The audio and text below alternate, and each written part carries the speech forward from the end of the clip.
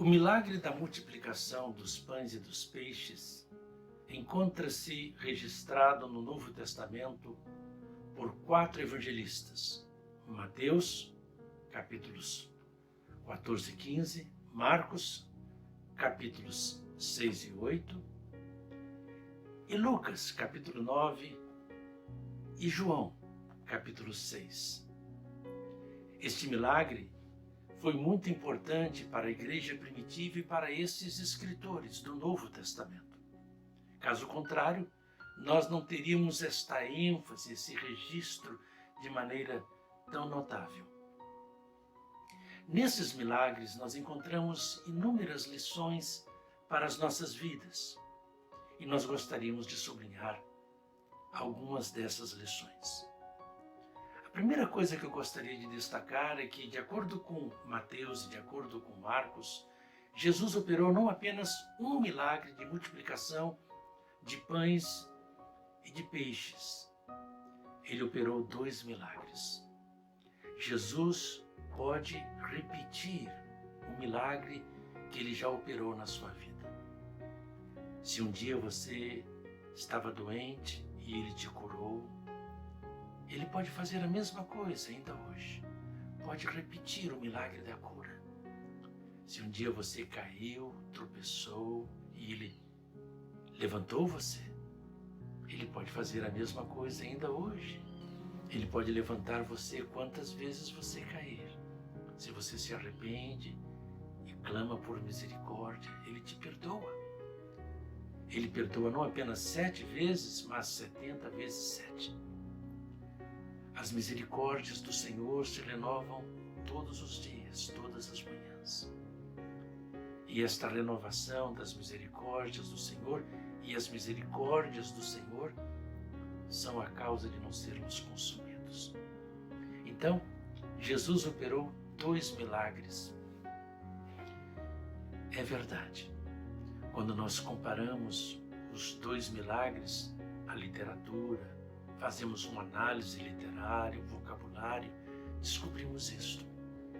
No primeiro milagre, diz-nos o texto bíblico que Jesus alimentou 5.000 pessoas. E não apenas Mateus e Marcos registram isso, Lucas e João também. Mas no segundo milagre, de acordo com Mateus e de acordo com Marcos, foram 4.000 pessoas, pelo menos. Se nós considerarmos apenas homens, se considerarmos mulheres e crianças, o número é bem maior. Então Jesus alimentou um número diferente de pessoas de acordo com os evangelistas Mateus e Marcos. No primeiro milagre, 5.000, de acordo com os 4 evangelistas. No segundo milagre, de acordo com Mateus e Marcos, 4.000 pessoas. Um outro fato interessante é que no primeiro milagre, a Bíblia nos diz, o texto bíblico nos diz, que Jesus usou 5 pães e 2 peixes, que Jesus fez multiplicar e alimentar milhares de pessoas. Mas no segundo milagre, o texto bíblico nos diz que houve 7 pães e alguns peixinhos para atender a necessidade de cerca de 4.000 pessoas. Um outro fato interessante é que no primeiro milagre, 12 cestos foram usados para recolher o que havia sobrado. No segundo milagre, de acordo com o texto bíblico, 7 cestos foram usados para recolher o que havia sobrado. A palavra cesto, os 12 cestos, é a palavra kófinos, lá no primeiro milagre, em todos os evangelistas. Mas a palavra usada por Mateus e por Marcos para falar dos cestos que foram usados para recolher o que se sobrou na segunda multiplicação, no segundo milagre, é a palavra espuris, uma palavra diferente. Kófinos fala de uma tigela pequena, um cesto pequeno, um pote para comer cereal, como nós diríamos hoje. Mas A segunda palavra, a palavra espurizo, 7 cestos, é uma palavra que diz de um cesto grande, na verdade. Então as palavras são diferentes, há muitos dados diferentes. Foram 2 milagres, e não apenas um milagre. Um outro fato notável é que no primeiro milagre nós encontramos o registro de que Jesus pediu que as pessoas se assentassem na grama verde, na relva verde. Cortos é a palavra para grama e clorós é a palavra para verde, que nós encontramos no texto de Marcos. No texto de Mateus nós encontramos a palavra cortos, que é a palavra grama ou relva. Mas no segundo milagre, o que nós encontramos não é cortos, não há referência à grama, não há referência à relva, não há referência ao verde, ao clorós. Não, no grego. O que nós temos é a palavra ges, que é a palavra terra, chão. Diz o texto, epites ges, sobre o chão eles se assentaram, sobre a terra eles se assentaram. Isto nos informa que o lugar pode ter sido diferente, ou o tempo também. No primeiro milagre, na grama verde, onde eles se assentaram, as pessoas se assentaram, nós temos talvez final de inverno, primavera, mas quando eles se assentaram no chão, na terra, nós temos então o verão. Então Jesus operou 2 milagres. Ele pode fazer a mesma coisa ainda hoje com você. Operar de novo um milagre na sua vida. Repetir aquela bênção que você está precisando. Ele pode fazer isto. Uma outra coisa impressionante nesse texto é a solidariedade. João diz que havia um menino, um jovem, que André encontrou no meio da multidão. E André levou esse jovem para Jesus. Ele tinha 5 pães e 2 peixes. Ele não tinha problemas para se alimentar, mas ele foi solidário à necessidade dos outros. Ele teve misericórdia. Nós precisamos de construir uma igreja solidária, que tenha compaixão, que tenha misericórdia, que tenha empatia com os necessitados. Este jovem entregou o que ele tinha, os recursos que ele tinha nas mãos de Jesus. E Jesus operou o milagre por causa disto. Nós precisamos aprender com esse menino, com esse jovem. Nós precisamos aprender a semear, precisamos aprender a depositar, e não apenas a fazer saques, e não apenas a colher, não apenas a receber. Precisamos aprender a dar, sermos solidários, a ajudar o outro, a revelar amor, a revelar caridade, a revelar solidariedade. Uma outra lição que nós aprendemos, além de todas essas que nós já destacamos aqui, é a capacidade de Jesus gerenciar, administrar a situação. Jesus nos ensina não apenas a fazer o bem, mas a fazer bem o bem. O Senhor Jesus Cristo não faz tudo sozinho. Ele envolve os seus apóstolos, ele envolve os outros, ele faz com que as pessoas participem da solução do problema. Que coisa maravilhosa. Ele pede que as pessoas se assentem para que não haja acidente. Ele recolhe o que sobra para que nada se perca, para que não haja desperdício. Quantas lições de gerenciamento, de coaching que nós temos aqui, de liderança que nós temos com Jesus. Esse é um texto riquíssimo. Uma outra coisa notável que nós encontramos aqui, que nós aprendemos com este texto, é que nós não deveríamos nunca maximizar os problemas e minimizar os nossos recursos. Não. Nós precisamos de aprender a valorizar os recursos que temos, sejam recursos materiais, sejam recursos humanos.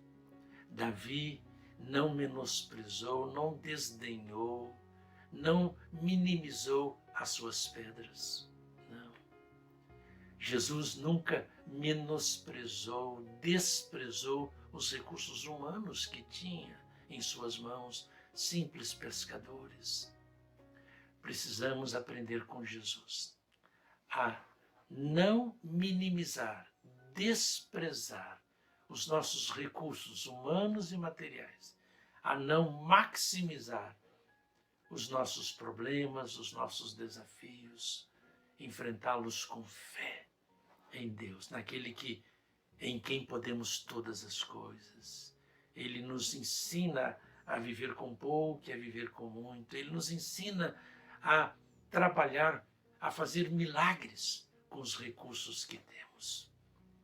Ah, meu querido amigo, essa é uma outra lição que eu gostaria de compartilhar com você.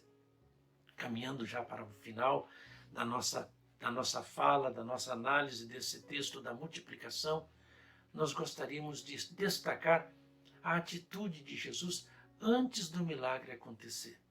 Diz-nos o texto bíblico que Jesus agradeceu a Deus pelo que tinha. O evangelista João usa a palavra, o verbo eucaristel. Esse mesmo verbo nós encontramos em Mateus e nós encontramos em Marcos também. Em Lucas apenas o verbo eulogel e em João apenas o verbo eucaristel. Eucaristel significa dar graças bem, significa então agradecer. Esse é o sentido de eucaristel. Então Jesus agradece a Deus. Vendo el, que é bem, que é bom, e caris, que é graça. O eulogel, el é bem, é bom, e legel vem de logos, de lego, que é dizer bem. Bem dizer, no hebraico, o equivalente é o barar, que é bem dizer, abençoar. Bendize, ó minha alma, ao Senhor. Nós encontramos nos Salmos várias vezes.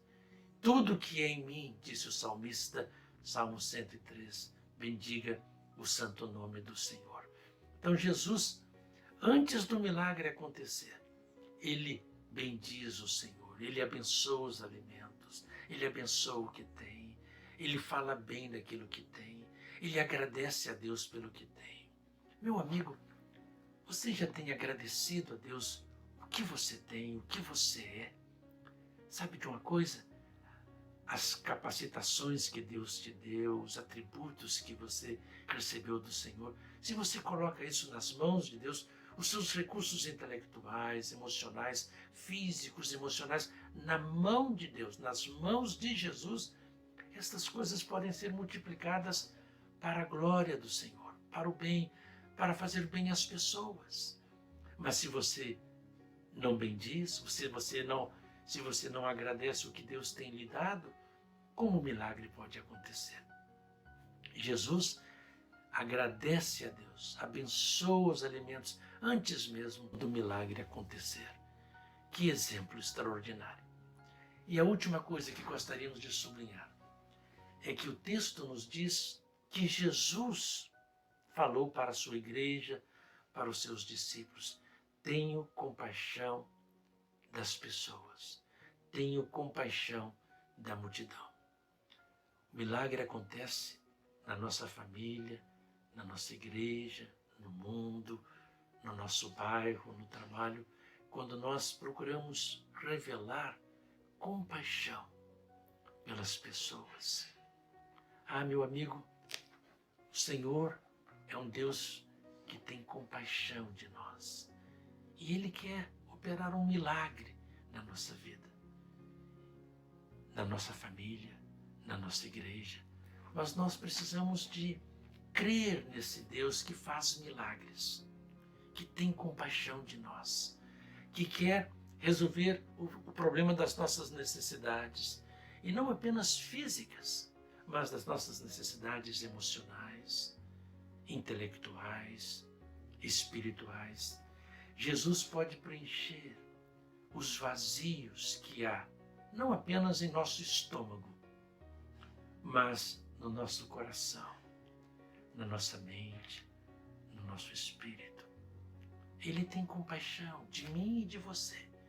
Ele ama você e a mim. Ele tem misericórdia de nós.